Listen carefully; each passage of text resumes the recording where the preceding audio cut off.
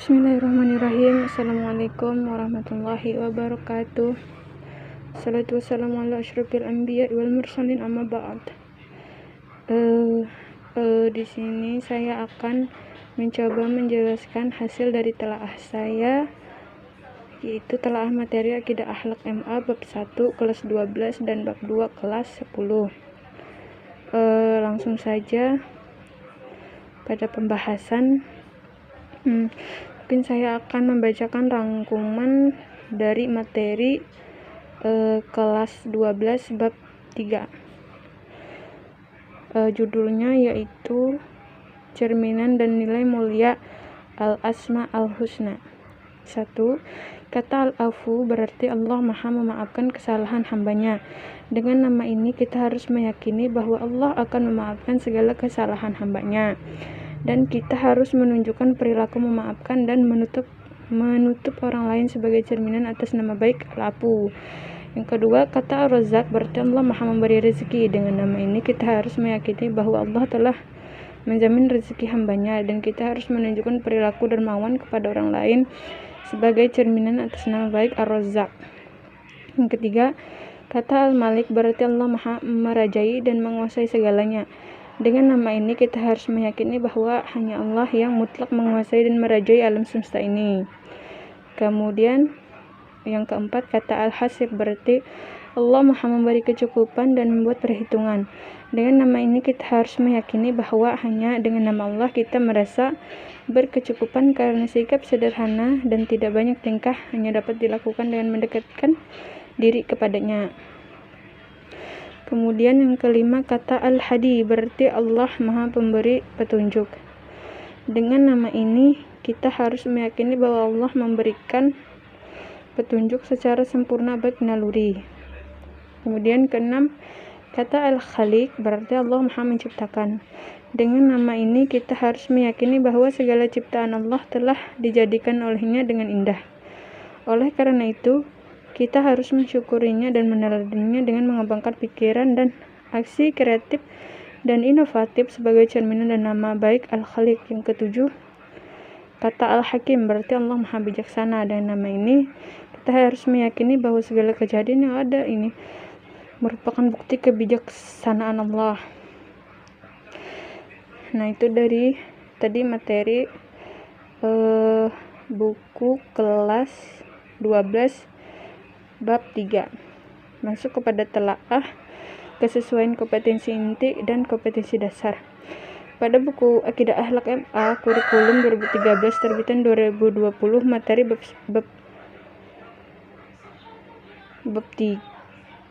1 yaitu yang berjudul Cerminan dan Nilai Mulia Al-Asma Al-Husna. Isi materi sudah baik memenuhi KI dan kalian sudah mencakup pada kompetensi inti yang pembahasannya tercantum baik individu maupun kelompok. Kemudian telaah bahasa, penggunaan bahasa pada materi ini sudah cukup baik, di mana bahasa pada buku tersebut menggunakan bahasa yang mudah difahami oleh siswa kelas 12. Penulisan bahasa tidak memberatkan siswa. Di dalam buku ini mencantumkan bahasa Indonesia, ayat Al-Quran dan hadis beserta terjemahannya. Kemudian telaah metodenya yaitu ada banyak metode yang dapat digunakan dalam pembelajaran. Namun kembali lagi kepada para pendidik bagaimana menggunakannya dan semaksimal mungkin, dan tentunya disesuaikan dengan materi, kondisi dan situasi tertentu. Metode yang digunakan untuk materi Akidah Akhlak MA kelas 12 bab 1 yaitu metode ceramah atau bercerita, tanya jawab, dan metode diskusi. Kemudian telaah media. Media yang digunakan itu bisa menggunakan bahan seperti LCD, penggaris, spidol, papan tulis, laptop, dan bisa ditambahkan media lain yang bisa dikembangkan guru selama media tersebut cocok dan juga berkaitan dengan materi yang akan disampaikan. Kemudian telaah materi bab 2 kelas 10, judulnya Ayo Mengenal Sifat-Sifat Allah. Di sini saya akan membacakan sekilas materi dari bab 10 kelas 10 bab 2.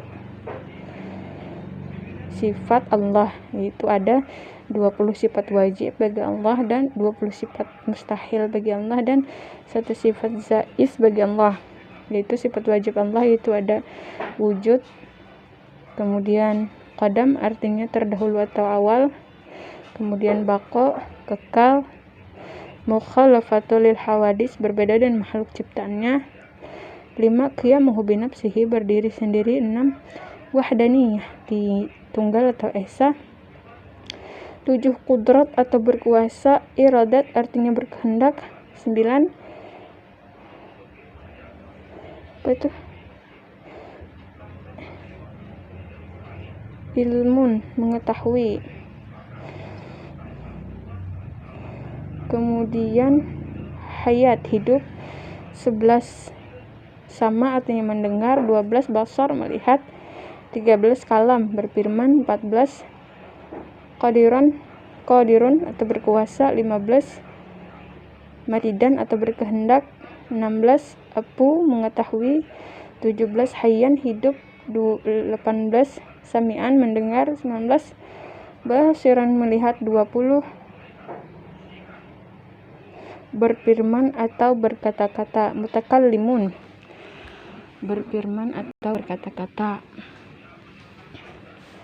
Kemudian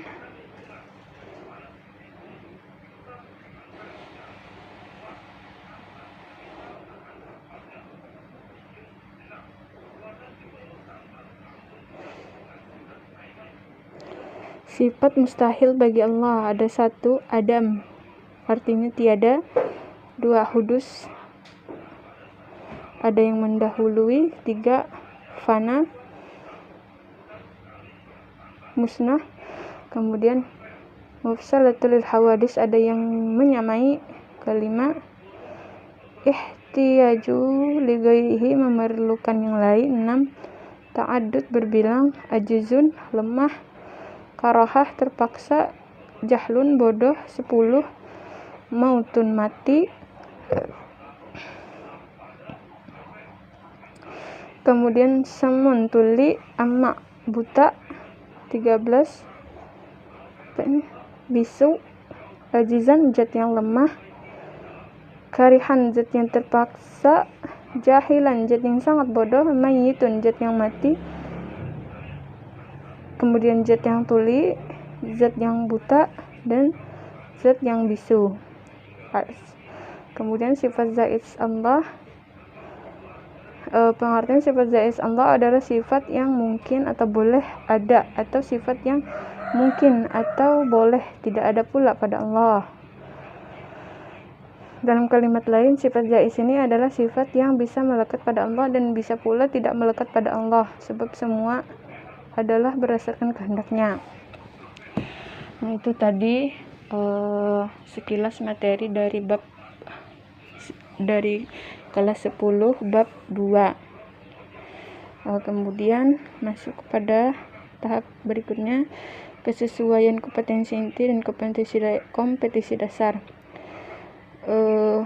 Pada buku ini judulnya yaitu Ayo Mengenal Sifat-Sifat Allah. Si materinya sudah baik, memenuhi KI dan KD.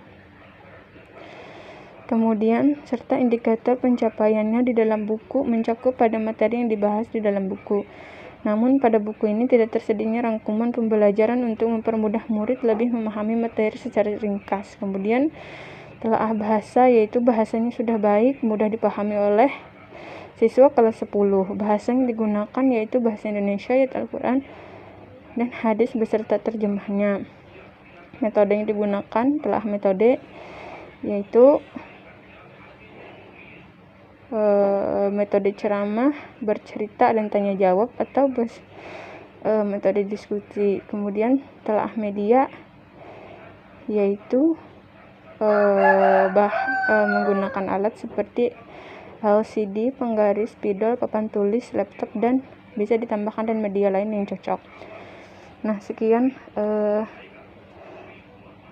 pemaparan materi dari saya. Salah dan khilaf mohon dimaafkan. Assalamualaikum warahmatullahi wabarakatuh.